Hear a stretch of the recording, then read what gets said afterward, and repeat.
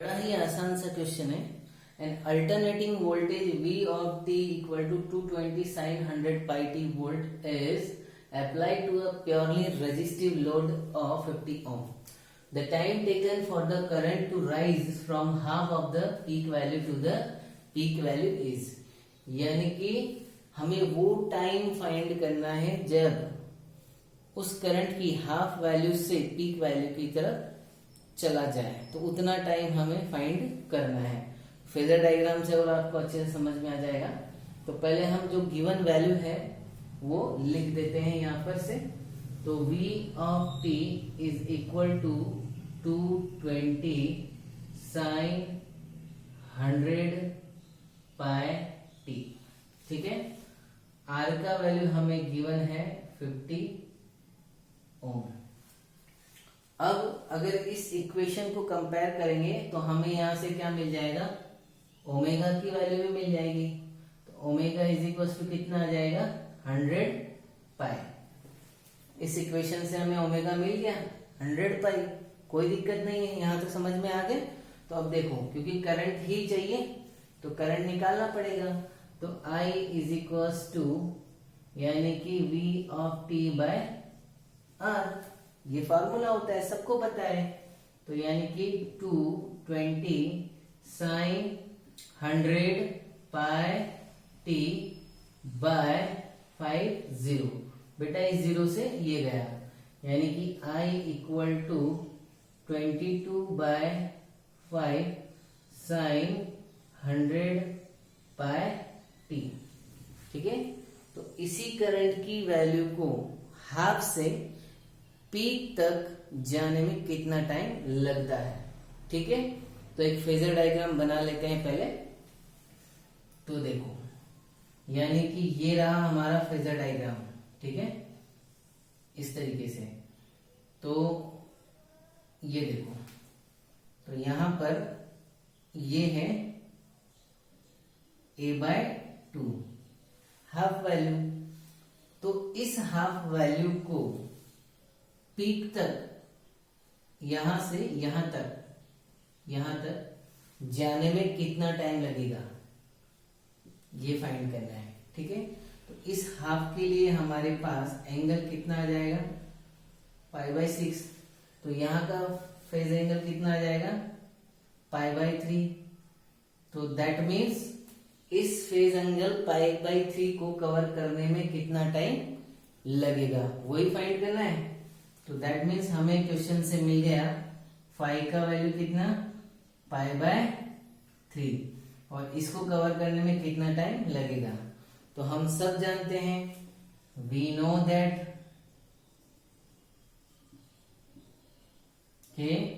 Phi is equal to क्या होता है, ओमेगा टी। फाई का वैल्यू ये रहा, ओमेगा का वैल्यू ये रहा, सब्स्टिट्यूट कर दो, यानी कि π/3 इक्वल टू ओमेगा कितना है, 100 पाई स्मॉल t। तो देखो यहां से ये चला गया और इसको यहां इधर भेज दो, यानी कि 1/300। ठीक है, तो यहां से हमारे पास कितना आया, पॉइंट, यानी कि 0.0033 वट एवर। ठीक है, ऐसे आएगा वैल्यू हमारे पास। तो इसको आगे हम कन्वर्ट कर सकते हैं, कैसे, 3.3 मिली सेकेंड। तो ये आ गया हमारा आंसर। कोई दिक्कत है, यानी कि 1/300 पॉइंट लगा, एक एक एक, तो 3 ठीक है। न्यूमेरिकल है हमारा, the reverse breakdown voltage of a Zener diode is 5.6 volt in the given circuit. The current IZ through the Zener is, मतलब इस IZ का वैल्यू हमें फाइंड करना है। ठीक है, IZ का वैल्यू कैसे फाइंड होगा वो हम देखते हैं। तो सबसे पहले हमें क्या क्या गिवन डेटा है वो देख लेते हैं। एक तो हमें Zener डायोड का वोल्टेज दिया हुआ है, वो कितना है, 5.6 वोल्ट। ठीक है, ओके। इस सर्किट में मुझे क्या दिख रहा है कि ये I1 जो करंट है यहां से आकर के IZ इधर और I2 इधर, तो देखो क्या लिख रहा हूं, यानी I1 is IZ plus I2, ठीक है। और हमें फाइंड भी क्या करना है, IZ ही फाइंड करना है। तो देखो, तो हम निकाल सकते हैं यहां से IZ is equal to I1 minus I2। तो IZ निकालने के लिए मुझे क्या करना होगा, I1 और I2 को फाइंड करना पड़ेगा। तो I2 कहां से मिलेगा, यहां से, और वहां पर रेजिस्टेंस कौन सा होगा, ये वाला। और I1 मुझे कहां से मिलेगा, यहां से। इसके लिए रेजिस्टेंस कौन सा रहेगा, ये वाला। तो सबसे पहले ये निकाल लेते हैं। तो यहाँ के लिए वोल्टेज कितना है हमारे पास, ये रहा। तो दैट मीन्स यहाँ का रेजिस्टेंस कितना है, 800, ये रहा, ठीक है। तो इस वोल्टेज की वजह से ये I2 जो फ्लो हो रहा है इस रेजिस्टेंस के लिए, वो निकाल लेते हैं। तो I2 फॉर्मूला क्या रहेगा, VZ बाय R800, यही रहेगा। वैल्यू अप्लाई करो, 5.6 800, पॉइंट हटाया, नीचे लगा दिया, 56 बाय 8000 इक्वल टू, अब इसको डिवाइड करेंगे यानी कि इतना आ जाएगा 5 8 7 यानी कि 0.007 एम्पियर। इसको कन्वर्ट कर लो, 7 मिली एम्पियर आ गया ये I2, ठीक है। तो यहां से लेके यहां तक का वोल्टेज था 5.6, वोल्टेज था क्या है। तो यहां के लिए अब बचा हुआ वोल्टेज इसके लिए रहेगा। तो क्या करेंगे, वोल्टेज ड्रॉप हम निकालेंगे किसके लिए, 200 के लिए, ठीक है। तो that means delta V across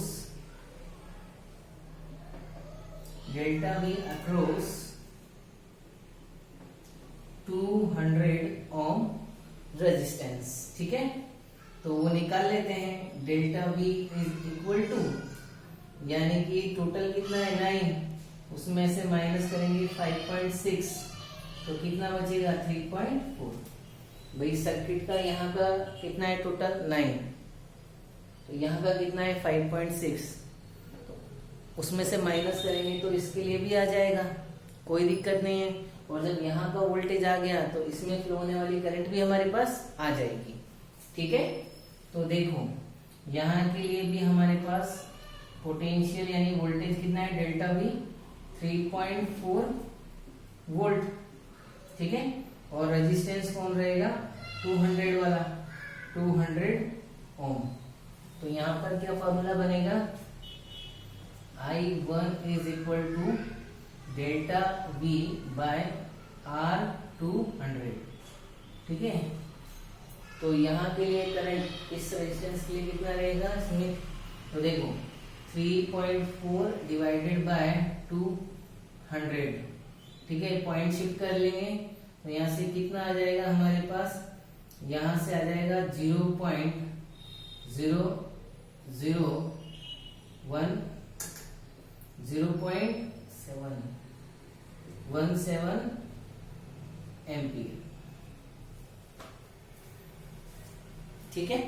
यहां तक आ गए, इसको कन्वर्ट कर लो, 17 मिली एम्पियर आ गया। ये I1 आ गया, ये I2 आ गया, यहां रख दे तो यहां का करंट मिल जाएगा। तो रख दो, 17 माइनस 7 कितना आया, 10 मिली एम्पियर। तो ये है हमारा आंसर, कोई दिक्कत नहीं है। सबसे पहले क्या किया, यहाँ का वोल्टेज था, यहाँ का रेजिस्टेंस है, इसमें करंट I2 फ्लो रहा है, I2 निकाला। तो बचा हुआ पोटेंशियल इसके लिए था, तो इसमें करंट कौन सा, I1, तो I1 निकाल लिया। तो इस तरीके से हमें IZ का वैल्यू मिल गया, कोई दिक्कत नहीं। ओके, क्वेश्चन है हमारा, radiation coming from transition n equal to 2 to n equal to 1 of hydrogen atom fall on helium plus ions in n equal to 1 and n equal to 2 states. The possible transition of helium ions as the energy absorbed from radiation is. तो question में कहने का मतलब ये है कि क्या होता है, जो हाइड्रोजन है वो n इक्वल टू 2 स्टेट से n इक्वल टू 1 में जाता है तो रेडिएशन होता है। तो उस रेडिएशन की एनर्जी किस पे गिरती है, हीलियम पर, और वो हीलियम आयंस उसको क्या कर लेता है, एब्जॉर्ब कर लेता है। तो एब्जॉर्ब करने के बाद उसमें क्या ट्रांजिशन हो सकते हैं स्टेट्स में, वो हमें फाइंड करना है। बोल रहा है the possible transition of helium ions. ठीक है, कोई दिक्कत नहीं है। यानी कि हाइड्रोजन के रेडिएशन से जो एनर्जी मिली उसको हीलियम ने एब्जॉर्ब कर लिया, और हीलियम कौन से स्टेट में जा सकता है उसको लेकर के एब्जॉर्ब करने के बाद। कोई दिक्कत नहीं है, इजी सा क्वेश्चन है। ठीक है, तो स्टार्ट करें। तो सबसे पहले हम जानते हैं एनर्जी का फॉर्मूला। तो पहले वो एनर्जी निकाल लेते हैं जिससे रेडिएशन हो रहा है, जितने एनर्जी का रेडिएशन हो रहा है। ठीक है, वो एनर्जी हम निकाल रहे हैं। तो एनर्जी निकालने का फॉर्मूला हम जानते हैं। तो सॉल्यूशन है हमारे पास, सॉल्यूशन। ठीक है, तो एनर्जी का formula En is equal to -13.6 Z² और n²। ठीक है, यहाँ तक कोई दिक्कत नहीं, ये एनर्जी का फॉर्मूला है। कहां से कहां तक जा रहा है, 2 से 1 की तरफ। ठीक है, तो फॉर हाइड्रोजन, ठीक है, Z इक्वल टू कितना, 1। ओके, पहले हम निकालेंगे 1 के लिए। नंबर 1 n इक्वल टू कितना, 1, और Z इक्वल टू कितना, 1 रख दो यहाँ। तो E1 इज इक्वल टू -13.6 1 का स्क्वायर बाय 1 का स्क्वायर इक्वल टू कितना है, -13.6 इलेक्ट्रॉन वोल्ट। ठीक है, तो ये एनर्जी हमारे पास आ गई। ओके, ये आया 1 के लिए। अब 2 के लिए हम बात करते हैं एनर्जी। तो यानी कि n इक्वल टू 2 और Z इक्वल टू कितना रखेंगे, 1। E2 is equal to -13.6 bracket 1 का स्क्वायर बाय 2 का स्क्वायर इज इक्वल टू, ये कैलकुलेट कर लेंगे, 13.6 बाय 4 कितना है यहाँ से, -3.4 इलेक्ट्रॉन वोल्ट। ठीक है, हाइड्रोजन के लिए आ गया ये। n इक्वल टू 1 की एनर्जी इतनी, n इक्वल टू 2 की एनर्जी इतनी। ठीक है, अब कहाँ गया, 2 से 1 में गया।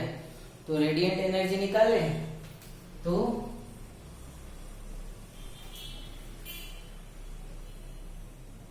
रेडिएशन, या फिर ऐसे लिखो, एनर्जी ऑफ रेडिएशन, यानी कि जो एनर्जी निकल रही है कहां से, n इक्वल टू 2 से n इक्वल टू 1 की तरफ। ठीक है, स्टार्ट करें। तो delta E is equal to E2 minus E1। ठीक है, तो क्या होगा, -3.4 माइनस 13.6, तो कितना हुआ, यहां से -3.4 माइनस माइनस प्लस 13.6 यानी कि 10.2 इलेक्ट्रॉन वोल्ट। तो 10.2 इलेक्ट्रॉन वोल्ट एनर्जी रिलीज करेगा हाइड्रोजन, कब, जब n इक्वल टू 2 से n इक्वल टू 1 में वो ट्रांजिशन करेगा। कोई दिक्कत नहीं है, आई थिंक ये समझ में आ गया होगा। ठीक है, अब इस एनर्जी को लेकर के हीलियम, जब ये एनर्जी उस पर गिरेगी, रेडिएंट एनर्जी जब उस पर गिरेगी हीलियम पर, तो वो एब्जॉर्ब कर लेगा, और एब्जॉर्ब करने के बाद वो कौन कौन से स्टेट में जा सकता है, तो वो एनर्जी हम फाइंड कर लेते हैं, और स्टेट भी हम फाइंड कर लेते हैं। इसको मिटा रहे हैं। ठीक है, तो देखिए,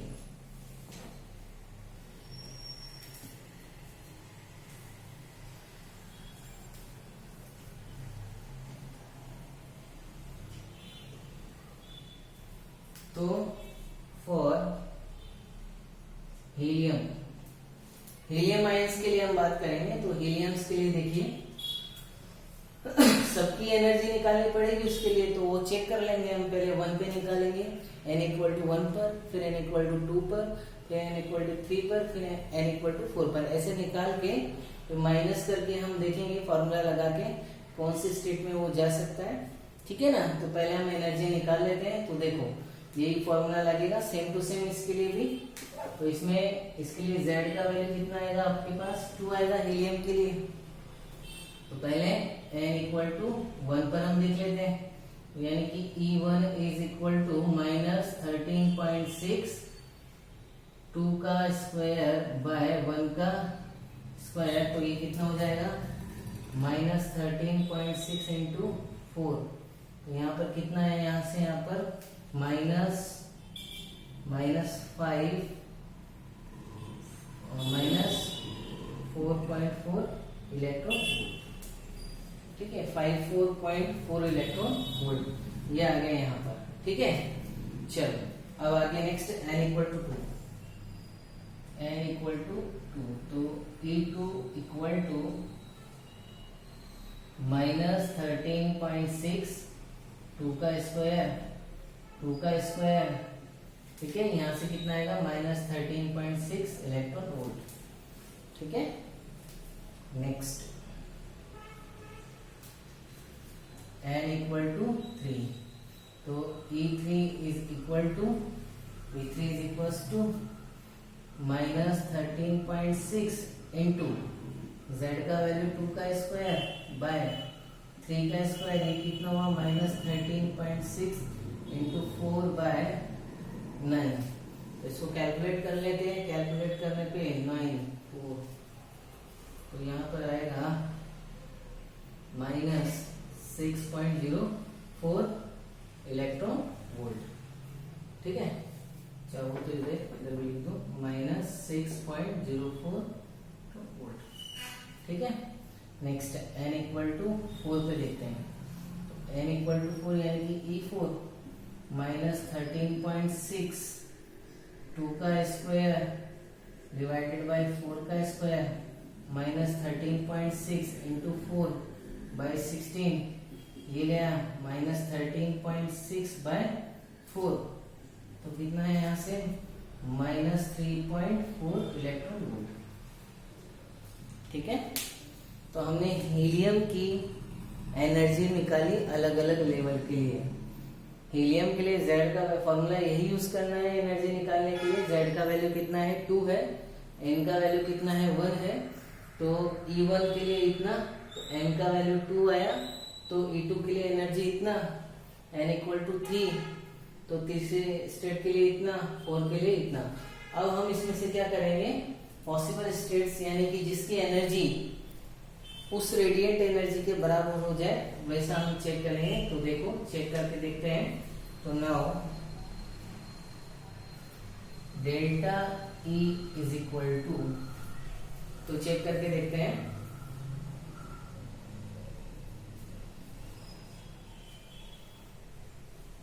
काम करते ऐसा लिखता हूं, now the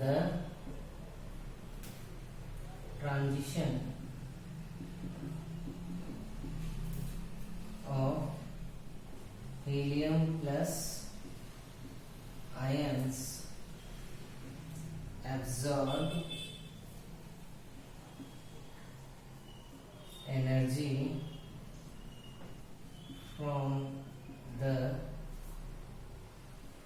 radiation from, now the transition of helium ions absorb energy from hydrogen। ठीक है, तो चेक करके देखेंगे। तो मैं लिखता हूं फ्रॉम,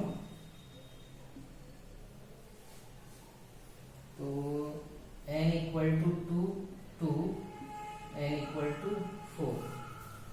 तो delta E is equal to E4 minus E1। तो E4 का वैल्यू कितना है, माइनस 3.4 इलेक्ट्रॉन वोल्ट, माइनस